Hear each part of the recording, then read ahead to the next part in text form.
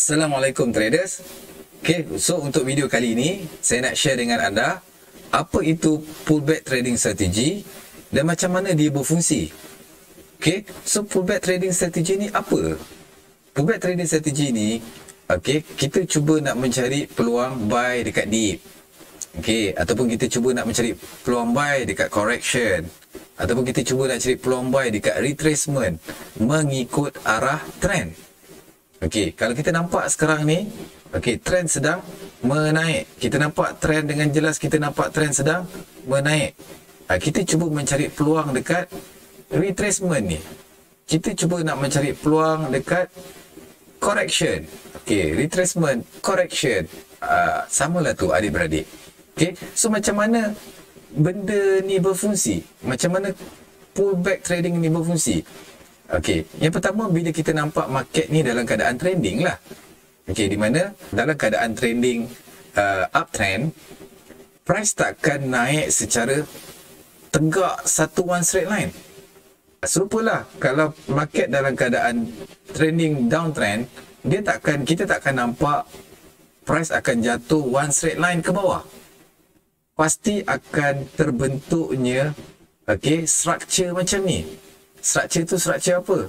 Akan terbentuk structure high high, akan terbentuk high low, akan terbentuk high high, akan terbentuk high low. Ini yang kita nampak structure bila berlaku trending uptrend. Kalau kita nampak dia sedang downtrend, dia takkan jatuh one straight line, jatuh ke bawah one straight line.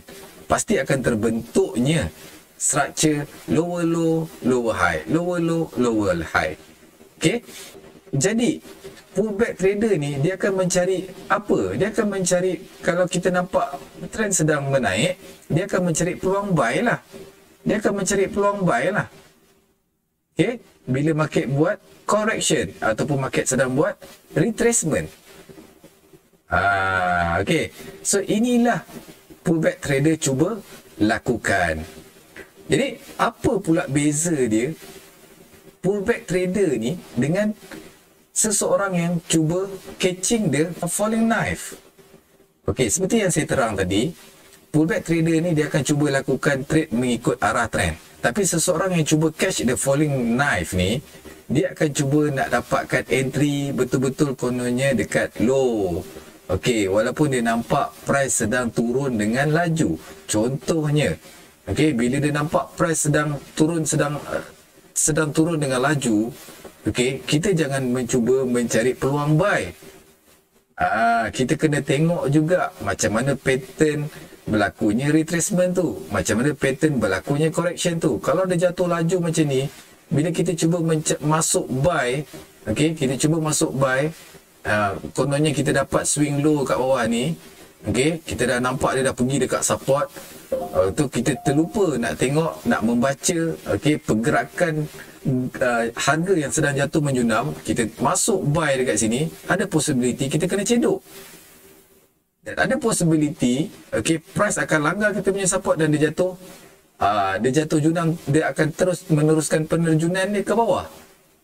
Walaupun dia cuba mencari retracement ataupun correction, tapi syarat dia kita kena tengok dulu macam mana correction tu berlaku, macam mana pergerakan price tu melakukan correction. Inilah beza dia, seseorang yang cuba mencari peluang buy dekat retracement ataupun correction, tapi dia tengok dulu bagaimanakah price to approach dekat zone yang dia nak. Bukan kita masuk melulu membabi buta je. So macam mana kita nak trade pullback ni? Yang pertama, macam saya cakap tadi, kita mestilah nampak trend dalam keadaan trending macam ni. Naik atas, ada high high, ada high low. Dia sedang trending. Kalau dia sedang turun, kita nampak dia sedang trending jatuh cantik je kan. Terbentuknya high high, lower low, lower high, lower low, lower high. Terbentuknya structure yang macam ni. Kemudian yang keduanya, kita dah nampak market dalam keadaan trending, kita tengok pula, kita kena kenal pasti pula entry zone kita. Okey, biasanya entry zone kita ni kita akan letak dekat SBR. Ataupun kita akan kenal pasti zone kita dekat RBS. Okey. Price sedang berada di resistance become support. Ataupun mungkin kita boleh kenal pasti entry zone kita ni dekat swing low. Dekat swing low. Ataupun kita panggil support.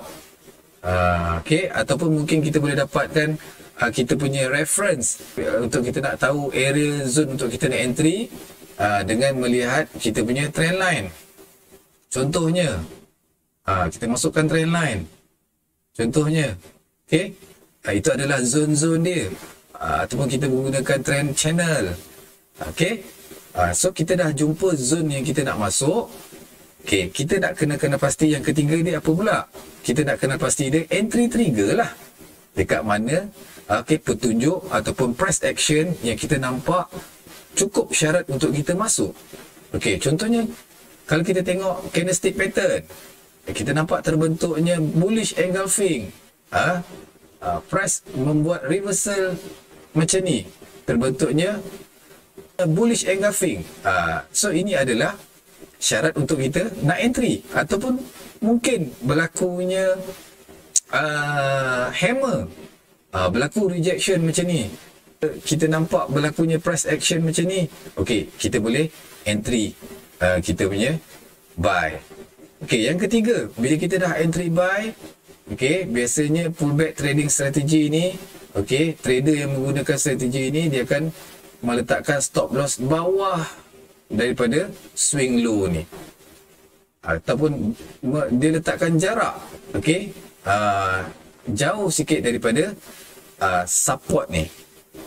Kita jadikan reference dia the previous swing low, mungkin. Okey, so lepas dah tahu stop loss, kita dah tahu stop loss kita, kita dah kenal pasti stop loss kita. Okey, kita nak cari kita punya TP pula. Okey, kalau katakan kita entry dekat sini, dekat mana kita punya TP? So biasanya, okay, kita akan jadikan reference untuk kita nak dapatkan TP ni dekat extreme swing high yang berlaku pada structure sebelum tu. Contohnya kita tengok macam ni kan. Kita nampak sekarang ni ada extreme swing high dekat structure sebelum tu. So kita boleh jadikan ini adalah reference untuk kita nak meletakkan kita punya TP lah. So ini adalah reference untuk kita nak letakkan kita punya TP. Alright. So biasanya kan ini adalah reference, bukan tempat kita nak letakkan TP. So kita tak tahu dekat mana price tu akan membuat reversal. Kita tak tahu sama ada price tu sampai tak dekat zone kita. So sebaiknya kita letak zone TP kita bawah sikit daripada previous swing high ni. Itulah sedikit tentang pullback trading strategy.